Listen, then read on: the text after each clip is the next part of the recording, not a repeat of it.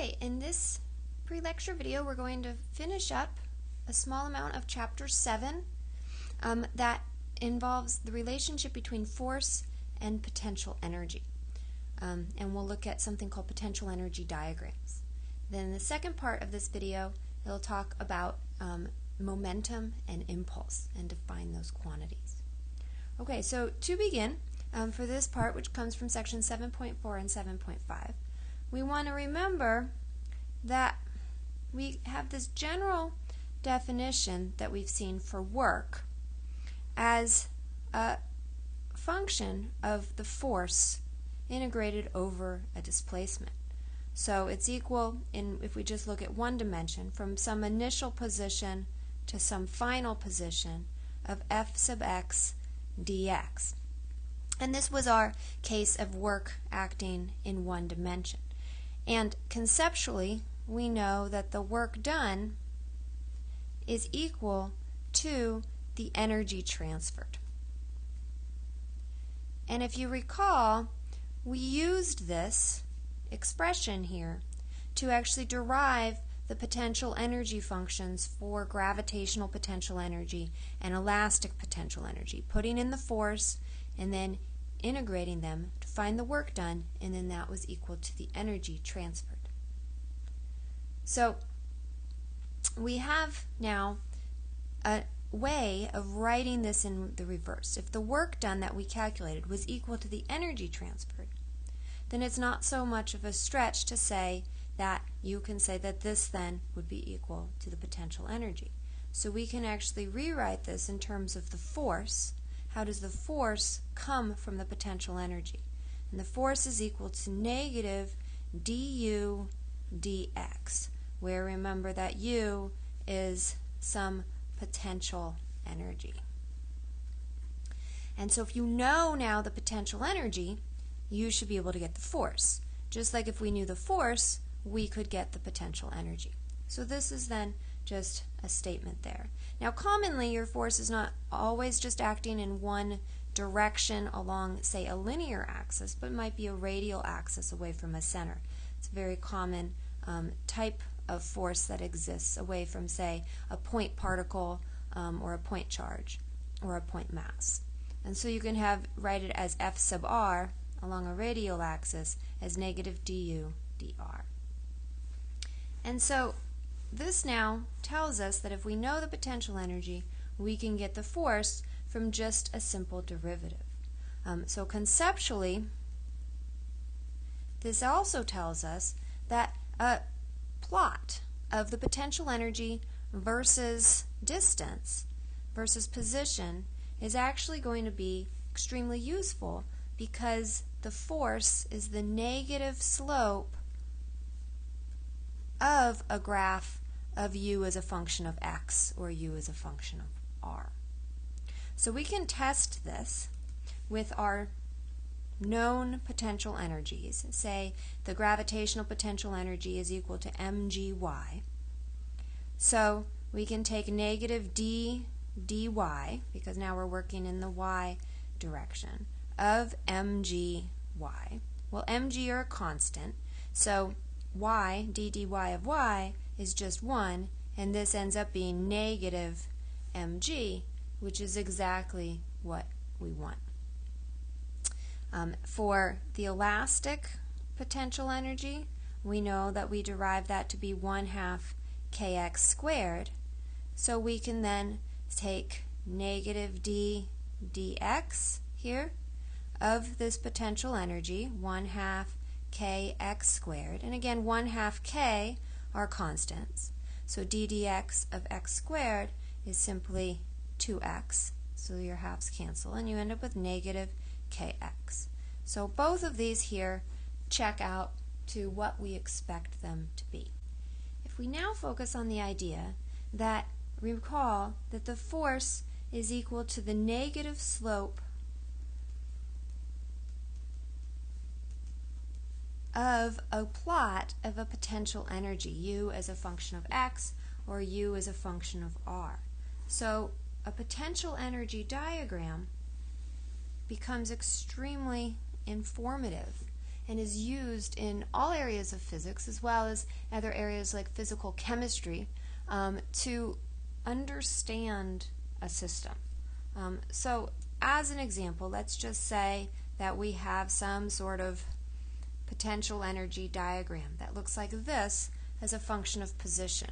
It's easy to conceptualize if you imagine that, say, this is gravitational potential energy, in which case it's basically just a topographical map that, shows the hills and the valleys and the plateaus.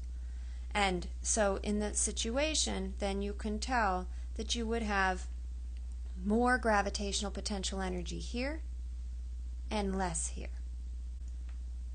But what's useful is knowing that the force, being the negative slope, you can then see positions of equilibrium. So you can use this to identify positions of equilibrium. So, for example, at this location right here, right, the slope is instantaneously 0, meaning that there's no force at that location. And so that tells you then that that would be a position of equilibrium. However, if you just deviate just a small amount from that position, say to the right, then now you would note that your force here is going to point away from here. So the force would be positive because at this location here we have a negative slope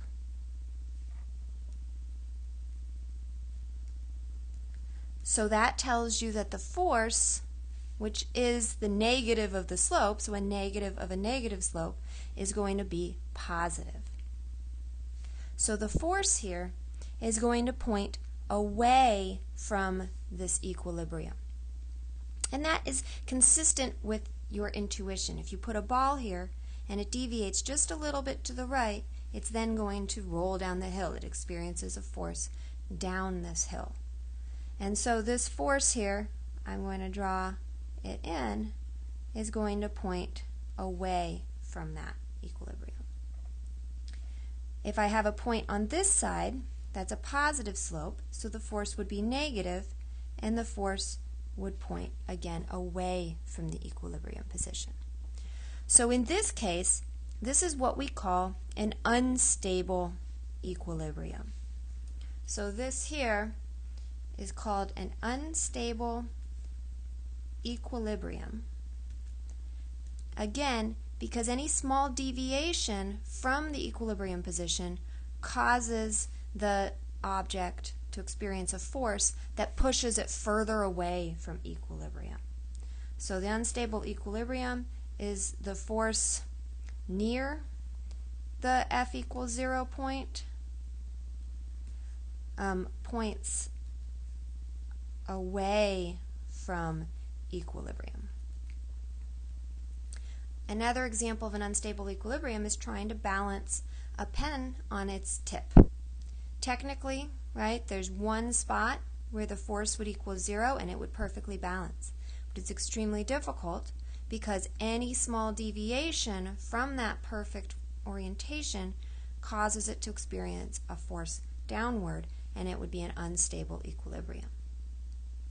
All right, so as you might guess then, this valley here is going to be a stable equilibrium, because if you have a point here of equilibrium where force is equal to 0 because the slope of the potential energy versus distance is equal to 0, then over here that's a positive slope, so the force is going to be negative. So the force here points back towards equilibrium, and the force here points also towards equilibrium. So a negative slope, this would be, this whole side here has the forces pointing towards this valley.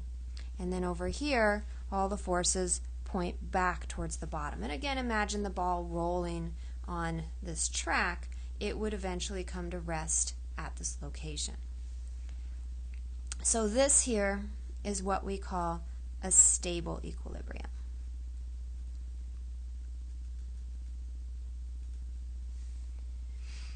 And so that's the local minimum would be any time that you have a stable equilibrium. So any local minimum in the potential energy function is a stable equilibrium. It doesn't have to be the largest minimum there is, but as long as it's a local minimum, then it'll be a stable equilibrium. And then you have this case here where I drew a plateau, and there the force also equals 0 because the slope is 0, or is supposed to be if I drew it correctly. So that then, the force is 0 at all of these points. So if it deviates a little bit from its equilibrium position, it's still in an equilibrium. So this is referred to as a neutral equilibrium, neither stable or unstable. So conceptually, we're using the idea of gravitational potential energy with a ball rolling, but this is much more far-reaching than that, in that it can be used for any potential energy functions: electric potential energy, chemical potential energy, elastic potential energy. And so you can have situations where you can plot the potential energy functions, say near molecules, something called like van der Waals forces, which drops down and comes back up again. And you can then identify points of equilibrium. It's commonly used in many areas of advanced physics to understand things, especially in areas like quantum physics. Okay, so that is going to conclude the discussion of force and potential energy diagrams. The next part of this will discuss impulse and momentum. In the second part of this pre-lecture video, we're going to discuss linear momentum and impulse. This comes from section 8.1 of the textbook. So the first thing that we need to do is define linear momentum. So the reason I'm saying linear momentum is that later in this semester we're going to talk about the idea of angular momentum, which is momentum associated with rotation. Right now we're still talking about linear motion. So linear momentum is defined, we use the variable p, as the mass of an object multiplied by its vector velocity. So because it's the mass multiplied by the vector velocity, that then means that the momentum itself is a vector. And that's extremely important for problem solving, because now again you have to worry about adding vectors appropriately using components. The direction is important. So just like we did with forces, we're going to have to do that with momentum. Now, the unit of momentum is simply a kilogram for mass times a meter per second for the velocity. So it doesn't have its own special name. It's just a kilogram meter per second. Now, what we want to do is actually revisit Newton's second law. So remember, Newton's second law was that the net force was equal to the mass times the acceleration. So let's go ahead and revisit this. Now that we have this term for momentum, we're going to be able to see that we can rewrite Newton's second law in actually a more general way. So we can note that the sum of forces is equal to the mass times the acceleration, and the acceleration is simply dv dt. So we can see then that it's equal to the net force is equal to the mass, which has always been assumed to be constant, times the rate change of the velocity. But actually, there can be situations where the mass changes. So for example, on a rocket that's losing fuel as it's moving.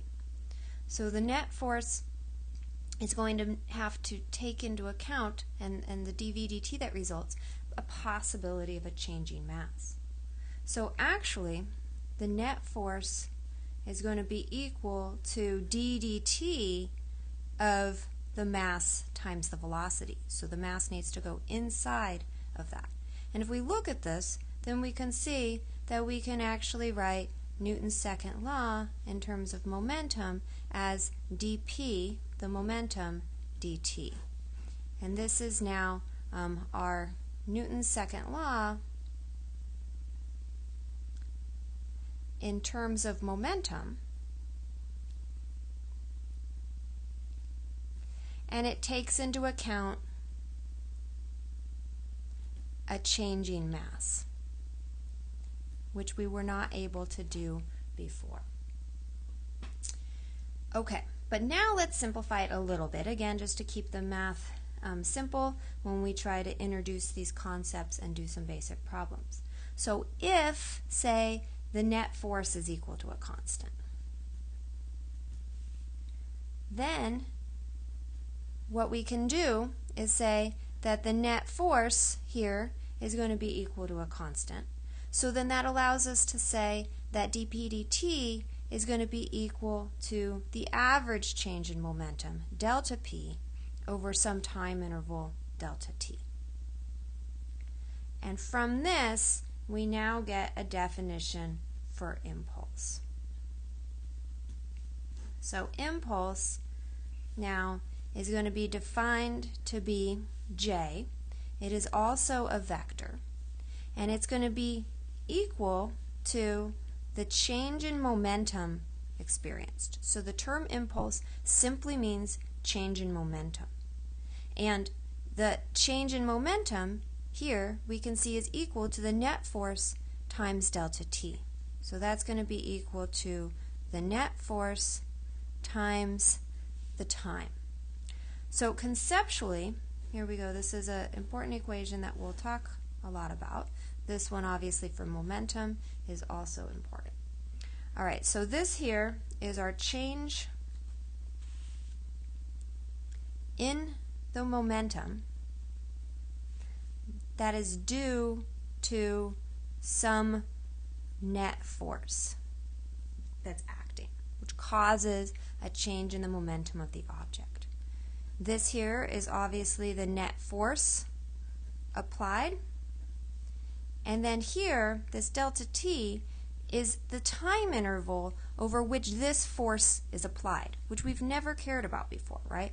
This is the time interval over which the net force was applied, causing that change in momentum.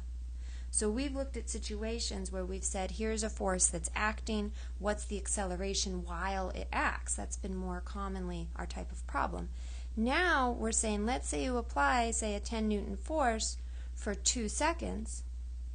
Then in that situation, you would create a change in momentum equal to 10 newtons times 2, 20 kilograms meters per second for your impulse. So you can now determine the change in the actual motion of the object due to the net force applied and the time. And obviously the longer the time that it acts for, then the bigger the change in momentum for some given net force. Or if you increase the force, then you're going to have a bigger change in momentum as well. So we're going to do 2 examples. The first one is conceptual, and the second one will be algebraic. So for this conceptual example, we're going to talk about a situation where you just drop 2 objects, say 2 eggs. So from some height, the same height, drop 2 eggs. Say that you let one fall onto concrete and then one hits a pillow. Why doesn't the one that hits the pillow break? This is a similar question to why airbags help you in a car crash, for example. So what is it about this idea of a soft landing that actually helps you not do bodily harm in a car accident or have your egg break in this example? So let's go ahead and write down our impulse momentum equation. So our impulse is equal to the change in momentum, which is equal to the net force times the time interval over which that net force acts. So if we analyze this situation, they're dropped from the same height. So the change in momentum is going to be the same for both. And I'll write that down and explain a little bit more about why that is. So that's the same for both eggs. And that's because they're dropped from the same height,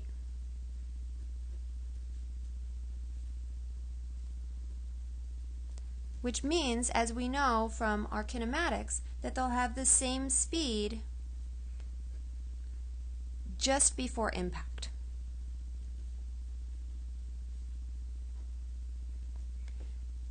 And they both come to a stop, right? One way or another. They either hit the concrete or the pillow, and they both come to a stop.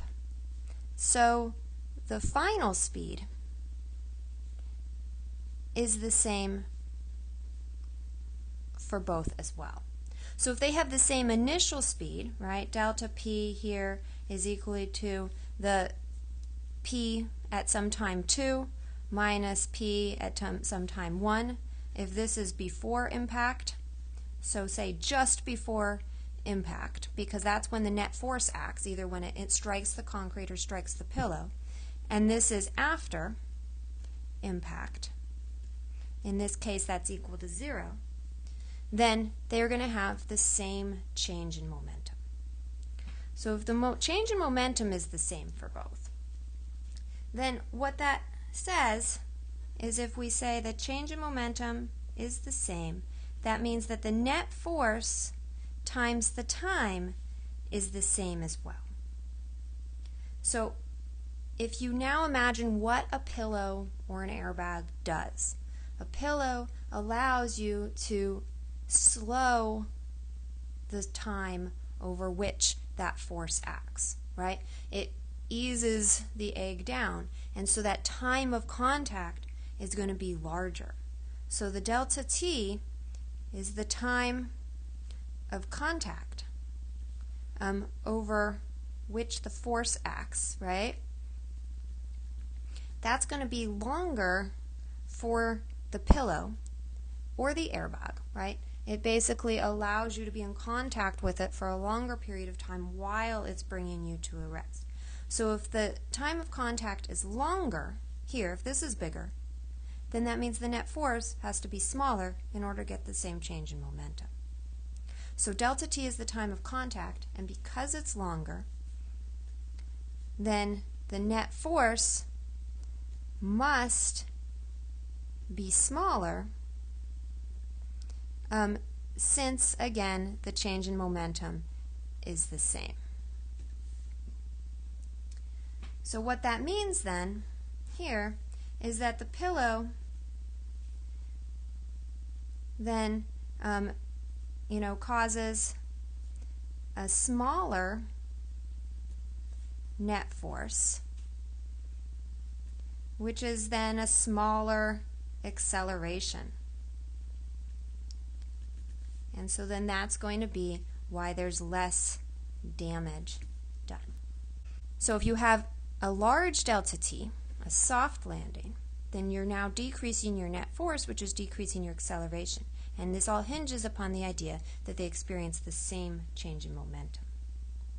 A smaller time of contact, something that quickly brings something to a stop, like concrete, would then have a larger force that has to act during that time, creating a larger acceleration, and then that then gives you, for the same change in momentum, the damage or the broken egg.